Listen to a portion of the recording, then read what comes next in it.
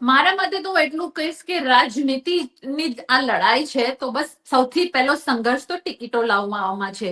તમે ટિકિટો લઈ આવો, કોંગ્રેસ વાળા કોંગ્રેસમાંથી લઈ આવે, સમાજના આગેવાનો દરેક પક્ષોમાં પછી જે સક્ષમ હશે જીતી જશે. તો અહીંયા હું એવું માનું છું કે રાજનીતિનો વળાંક ક્યાં આવશે એ મને નથી ખબર, પણ એટલું ચોક્કસ કહીશ કે ભાજપ ધારે તો પણ પાટીદારને ટિકિટ આપી શકે અને કોંગ્રેસ ધારે તો પણ પાટીદારને ટિકિટ આપી શકે, પરંતુ આપતા કેમ નથી જનતાએ વિચારવાનો છે અને એમાં બેઠેલા નેતાઓએ વિચારવાનું છે કે આ શું રંધાઈ રહ્યું છે એ તમારો મનોમંથનનો વિષય છે. અને એમાં જો પરિણામ લાવી શકશું તો સમાજના આગેવાનો, સમાજની સંસ્થાઓએ આગળ આવી અને એમાં આ પ્રશ્નને પહેલા ઉકેલવો પડશે કે ટિકિટો પહેલા લાવો, પછી સમાજની આ લડાઈ છે ને એને કારણ કે પરિણામ સુધી પહોંચવા માટે એક્ઝામમાં તો બેસવું પડશે ને.